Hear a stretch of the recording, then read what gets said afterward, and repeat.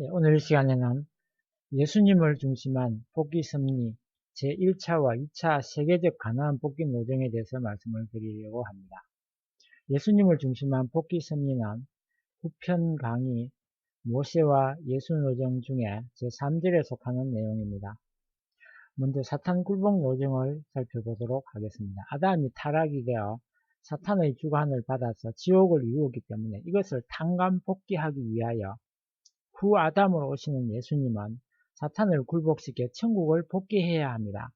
야곱은 사탄을 굴복시키는 상징적인 노정을 걸었고 모세는 형상적인 노정을 걸었으며 예수님은 그 실체적인 노정을 걸으셔야 했습니다. 그러므로 예수님은 모세가 사탄을 굴복시켜 나아갔던 민족적인 가나안 복귀 노정을 본보기로 하여 세계적인 가나안 복귀 노정을 완수하셔야 했습니다.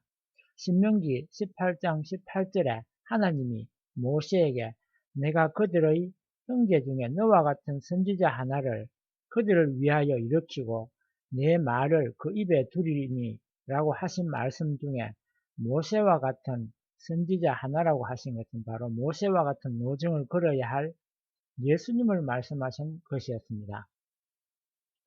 야곱은 상징적, 가정적 사탄 굴복의 노정을 갔으며 모세는 형상적, 민족적 사탄 굴복의 노정을 갔고 예수님은 실체적, 세계적인 사탄 굴복의 노정을 가셨던 것입니다. 제1차 세계적 가나안 복귀 노정을 보면 먼저 제1차 세계적 가나안 복귀 노정에서도 믿음의 기대를 복귀해야 할 중심 인물은 세례요한이었습니다. 모세 노정에서도 그가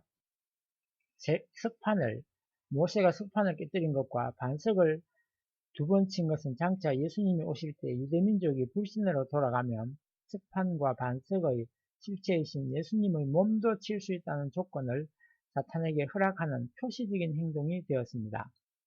예수님이 이 조건을 피하시게 되려면 선민들이 성전을 중심하고 하나가 되어야 하였습니다. 그러나 그들이 불신의 길을 걷게 되어 사탄이 침범할 수 있는 조건을 성립시켜 왔으므로 이것을 막기 위하여 선지자 엘리야가 와서 사탄 분립의 역사를 하고 승천하였으나 그의 전체적인 사명이 다 이루어지지 못했습니다. 이러한 사탄 분립의 사명을 완수하고 메시아의 길을 곧게 하기 위하여 왔던 선지자가 바로 세례 요한이었습니다. 모세가 바로 궁중에서 충효의 도를 배웠던 것과 같이 세례 요한은 광야에서 메시아를 막기 위하여 하늘에 대한 충효의 도를 세웠던 것입니다.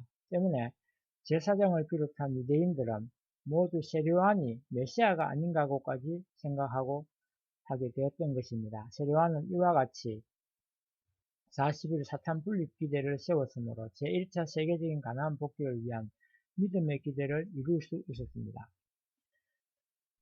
두 번째, 실체 기대에 대해서 말씀드리겠습니다. 이러한 믿음의 기대를 세운 터 위에서 실체 기대를 세워야 하는데 실체 기대는 어떻게 세우느냐 하면 세례 요한은 모세와 같은 입장에 세워졌었기 때문에 유대 민족에게 있어 부모와 자녀의 두 입장에 서게 되었습니다. 그는 부모의 입장에서 제1차 세계적 가나안 복귀를 위한 믿음의 기대를 탕감 복귀하였기 때문에 동시에 자녀의 입장에서 타락성을 돕기 위한 세계적인 탕감 조건을 세우는 데 있어서의 아벨의 입장도 확립할 수 있었습니다. 이렇게 해서 출발을 위한 섭리는 성공을 했다고 하는 것입니다. 모세 때에는 이스라엘 민족으로 하여금 모세가 애굽인을 쳐 죽이는 것을 보여주고 출발을 위한 섭리를 이루시려 하였습니다. 그때 이스라엘 민족이 사탄 국가인 애굽을 떠나 가나안 땅으로 들어가야 했던 것이지만 세례 요한을 중심한 유대 민족은 로마 제국을 떠나는 것이 아니라 그 정권하에서 제국을 하늘 것으로 복귀해야 했던 것입니다. 그렇기 때문에 하늘은 세례 요한을 중심한 기사 이적을 보여주시어 유대인들로 하여금 그를 믿게 함으로써 출발을 위한 섭리를 이루시려 하였습니다. 그뿐 아니라 그의 빛나는 수도의 생애를 인하여 제사장들과 일반 유대인들이 그를 메시아로 오인할 정도로 그의 신망이 높았습니다. 유대인들은 세례 요한을 메시아와 같이 믿고 따르는 입장에 있었기 때문에 세계적 가나안 복귀 노정을 출발할 수 있게 되었습니다. 제1차 세계적 가나안 복귀 노정은 그러나 실패하고 말았습니다. 세례요한은 예수님을 메시아로 증거하면서도 그를 의심하는 데 이르렀고 자기가 엘리야로 왔으면서도 그것을 부인하고 유대인들이 예수님 앞으로 나아가는 길을 막았을 뿐 아니라 그들로 하여금 예수님을 배반하는 입장에 서게까지 하였습니다. 이로써 세례요한은 아벨의 위치를 떠나게 되었기 때문에 실체 기대를 이루지 못하게 되었습니다. 따라서 메시아를 위한 기대를 조성할 수 없었기 때문에 제1차 세계적 가나안 복귀 노정은 실패로 돌아가게 되어 모세 때와 같이 2차 내지 3차까지 연장되게 되었습니다. 제2차 세계적 가나안 복귀 노정은 이제 믿음의 기대와 실체 기대를 다시 세워야 하는데 믿음의 기대는 중심 인물이 예수님이고 예수님이 세례요한의 사명을 대신해야 하는 입장에 서게 됨으로써 예수님이 중심 인물로 바뀌게 됩니다. 세례요한은 완성한 아담으로서 예수님 앞에 복귀한 아담형의 인물이었습니다. 그러므로 세례요한은 성리 역사상의 모든 중심 인물들이 다 하지 못하였던 사명을 완전히 이루어서 메시아를 위한 기대를 세워야 했던 것입니다. 그리고 이 기대 위에 믿고 따르던 유대민족을 인도하여 전체적인 승리의 기대와 함께 예수님께 인계해 드린 후에 믿음과 충성으로 예수님을 따르고 모셔야 했던 것입니다. 그러나 세례요한은 예수님을 점점 의심하고 배신하는 데 이르렀으므로 세례요한을 메시아와 같이 믿고 따르던 유대인들도 자연히 예수님을 불신하는 입장에 서지 않을 수 없게 되었던 것입니다. 따라서 세례요한이 제1차 노정에서 세웠던 믿음의 기대는 사탄의 침범을 당하고 말았습니다. 그렇기 때문에 예수님 자신이 세례요한의 사명을 대신하여 믿음의 기대를 탄감 복귀함으로써 제2차 세계적 가나안 복귀 노정을 출발할 수밖에 없었습니다. 예수님이 광야에서 40일간 금식을 하시면서 3대 시험을 치르고 사탄을 분립하신 것은 믿음의 기대를 탄감복귀하기 위해서 그랬던 것입니다. 예수님은 하나님의 독생자로서 영광의 주로 오셨으므로 원칙적으로 고난의 길을 걸어서는 안 되는 것입니다. 그러나 그의 앞길을 곱게 하기 위한 사명을 가지고 태어났던 세례요한이 그 사명을 다하지 못하였기 때문에 세례요한이 당했어야 할 고난을 예수님 자신이 당하시지 않을 수 없었습니다. 이와 같이 예수님은 메시아이시면서도 세례요한 대신으로 복귀 승리 노정을 출발하셨던 것이기 때문에 베드로에게 자기가 메시아라는 사실을 유대인에게 밝히지 말라고 당부하셨습니다. 예수님의 광야 40일 금식과 3대 시험의 원인과 가까운 원인을 살펴보도록 하겠습니다. 먼저 예수님의 40일 금식 기도와 3대 시험에 대한 먼 원인과 가까운 원인을 알아야겠습니다. 반석을 두 번 친 모세의 행동은 바로 세례요한이 불신으로 돌아가게 될 때 예수님이 세례요한의 대신 입장에서 광야로 나아가 40일 금식과 3대 시험을 치르게 된 먼 원인이 되는 것입니다. 실제로 세례요한은 불신으로 돌아가 그의 믿음의 기대에 사탄이 침범하였기 때문에 이것을 가까운 원인이 되어 예수님은 이것을 탄감복귀하기 위하여 40일 금식과 3대 시험을 겪게 되셨던 것입니다. 사탄이 3대 시험을 하게 된 목적은 사탄은 예수님에게 돌로 하여금 떡이 되게 하라고 하였고 성전 꼭대기에서 뛰어내리라고도 했으며 자기에게 경배하라는 등 세 가지의 문제를 가지고 예수님을 시험하였습니다. 사탄이 인간을 타락시켜 3대 축복을 이루지 못하게 함으로써 창조 목적이 이루어지지 않았기 때문에 예수님은 이 3대 축복을 복귀함으로써 창조 목적을 이루시려고 오셨던 것입니다. 그렇기 때문에 사탄은 축복 복귀의 길을 막기 위한 그 세 가지의 시험으로서 창조 목적을 이루지 못하게 하려 했던 것입니다. 사탄이 그러면 어떻게 예수님을 시험하는 주체로 쓸 수 있었던가 하는 것을 알아보도록 하겠습니다. 모세를 중심한 민족적 가나안 복귀 노정에 있어서 이스라엘의 불신과 모세의 실수로 말미암아 사탄이 예수님과 성신을 상징하는 두 석판과 반석을 취함으로써 그는 모세를 중심한 이스라엘의 주체적인 입장에 서게 되었었습니다. 그런데 세계적인 가나안 복귀 노정에서 사탄을 분리해야 할 사명자로 왔던 세례요한이 그 책임을 다하지 못하게 되자 이스라엘 민족이 다시 불신과 불순종으로 돌아가게 되었기 때문에 사탄은 예수님을 시험하는 주체적인 입장에 서게 된 것입니다. 그러면 첫째 시험의 경위를 자세히 알아보도록 하겠습니다. 예수님이 40일을 금식하시고 난 뒤 사탄이 그 앞에 나타나서 너희가 만일 하나님의 아들이거든 명하여 이 돌들이 떡덩이가 되게 하라는 시험을 하였습니다. 이것은 민족적 가나안 복귀를 위한 광야 노정에서 이스라엘의 조상들이 굶주림을 이기지 못하고 불신으로 흘러 돌을 사탄이 가지게 되었던 것과 같이 광야 노정에 있는 예수님도 굶주림 가운데서 불신으로 돌아가 돌을 찾지 않고 돌을 떡이나 되게 하여 줄인 배를 채우면 그 돌은 사탄이 영원히 가지겠다는 뜻이었습니다. 이 시험에 대한 예수님의 대답은 사람이 떡으로만 살 것이 아니요 하나님의 입으로 나오는 모든 말씀으로 살 것이라고 하셨습니다.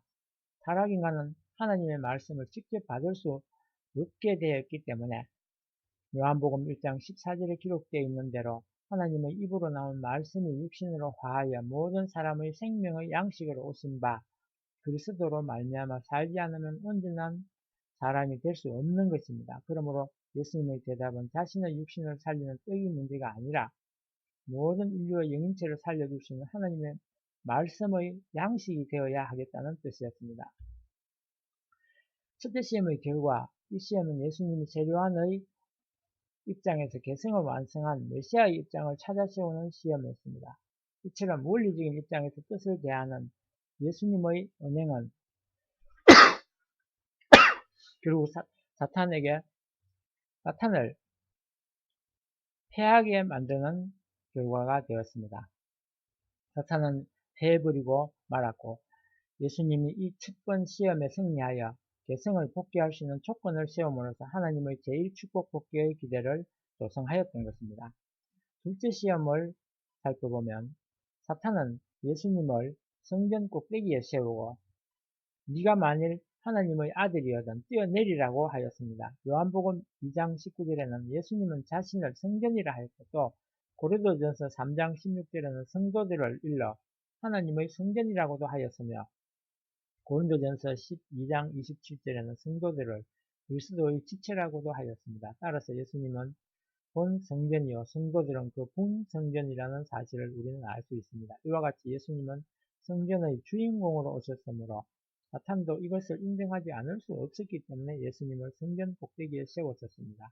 그리고 거기에서 뛰어내리라고 한 것은 주인공의 위치에서 떨어져 타락한 인간의 입장으로 돌아가면 자기가 예수님 대신으로 성전 주관자의 위치를 점령하겠다는 뜻이었습니다.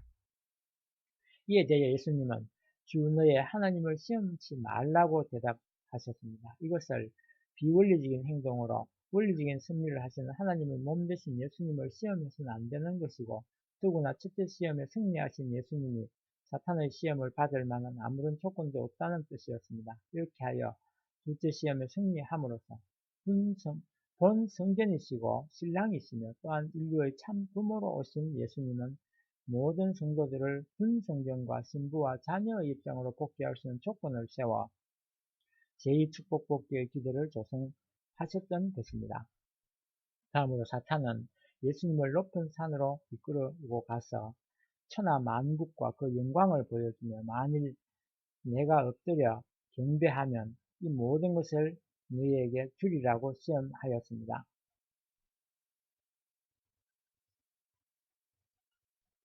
그런데 완성한 아담격으로 오신 예수님은 고린도전서 15장 27절에 만물을 그리스도의 발 아래 두셨다고 기록되어 있는 말씀대로 피조 세계의 주관자이셨습니다. 따라서 사탄도 이러한 원리를 알고 있었기 때문에 예수님을 산 위로 인도하여 만물의 주인공의 입장에 세워놓고 아담과 같이 예수님도 사탄에게 굴복하라고 시험하였던 것입니다. 이에 대하여 예수님은 주 너의 하나님께 경배하고 다만 섬기라고 대답하셨습니다. 이것은 사탄은 마땅히 창조주 하나님의 몸으로 나타난 예수님에게도 굴복하고 경배하며 섬기는 것이 원리라는 것으로 대답하셨던 것입니다. 더구나 예수님은 이미 두 번의 시험에 승리하여 만물 세계를 주관해야 할 것을 당연한 일이니 더 이상 시험받을 여지가 없다는 뜻이었습니다. 예수님은 셋째 시험에도 승리하시어 피조 세계에 대한 주관성을 복귀할 수 있는 조건을 세움으로써 하나님의 제3축복 복귀의 기대를 조성하셨습니다. 창조 원리에 의하면 인간이 정분합 3단계의 과정을 거쳐 4위 기대를 이루어야만 하나님의 창조 목적이 이루어지게 되어 있습니다. 따라서 복귀 승리 노정에도 역시 3단계까지 연장되어 내려오면서 40일 사탄 분립 기대를 세워가지고 상실되었던 모든 것을 탄감 복귀고자 하였던 것입니다. 그래서 40일 금식과 3대 시험으로 사탄을 분립하게 되었고, 그 결과 예수님은 메시아가 되셨고, 세례요한의 입장에서 3단계의 시험에 승리하였기 때문에 40일 사탄 분립을 세우심으로써 역사 노정에서 찾아시려고 했던 다음과 같은 모든 조건들을 일시에 탄감 복귀하셨던 것입니다. 첫째, 믿음의 기대를 탄감 복귀하셨습니다. 첫째로 예수님은 세례요한의 입장에서 믿음의 기대를 탄감 복귀하셨으므로 그때까지의 승리 노정에 있어서 믿음의 기대를 세우기 위하여 찾아 세우려 했던 모든 것을 탄감 복귀하셨습니다. 즉 가인 아벨의 현재, 노아의 방주, 아브라함의 현재, 모세의 성막, 솔로몬의 성전 등을 탄감 복귀하셨습니다. 뿐만 아니라 아담 이후 4천년간의 종적인 역사 노정에서 잃어버렸던 모든 40일 사탄 분립 기대를 횡적으로 일시에 탄감 복귀하셨습니다. 즉 노아의 심판 40일, 모세의 3차 40년 기간과 2차의 40일 금식, 정탐 40일, 광야노정 40년, 노아로부터 아브라함까지의 400년, 애굽구역 400년 등을 탄감 복귀하셨던 것입니다. 실제로 예수님은 세례요한의 입장에서 메시아의 입장에 서게 되셨기 때문에 이제는 세례요한의 입장이 아니고 메시아의 입장에 서게 된 것입니다. 3대 축복을 이루어 4위 기대를 탄감 복귀할 수 있는 조건을 세우셨습니다. 따라서 예수님은 현재를 이룬 실제이시고 또한 석판과 성막과 덮개와 반석과 성전의 실체로 설 수 있게 되셨던 것입니다. 예수님은 세례요한의 입장에서 40일 석판 분립 기대를 탄감 복귀하셨기 때문에 믿음의 기대를 복귀하는 동시에 타락성을 복귀 위한 탄감 조건을 세운 데 있어서 또 아벨의 위치마저 확립하셨습니다. 그럼 실체 기대는 어떻게 해서 세워지게 되었는지를 살펴보도록 하겠습니다. 예수님은 석판, 성막, 덮개의 3대 은사와 10계명의 실체이시기 때문에 제2차 세계적 가나안 복귀 노정에 있어서는 예수님 자신이 말씀과 기사 이적으로서 그 출발을 위한 승리를 하셨던 것입니다. 따라서 가인의 입장에 있었던 유대민족이 예수님을 믿고 모시고 따르면 실체 기대를 복귀하게 됨으로써 메시아를 위한 기대를 조성하게 되어 있었습니다. 이렇게 되었더라면 예수님은 이 기대 위에 세례요한의 입장에서부터 메시아로 서게 되고 온 인류는 그에게 뒷붙임을 받아 중생되어 원죄를 벗고 하나님과 심령의 일체를 이룸으로써 창조 본성을 복귀하여 지상천국을 이루게 되었을 것입니다. 그런데 사탄은 불신으로 돌아간 제사장과 교법사 등을 중심한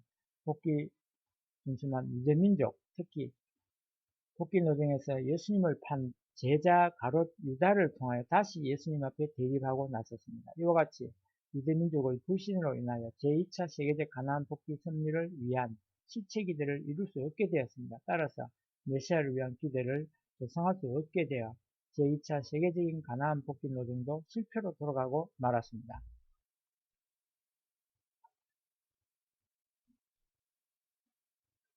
다음은 제3차 세계적 가나안 복귀 노정에 대해서 말씀을 드리기로 하고 오늘은 여기까지 마치겠습니다.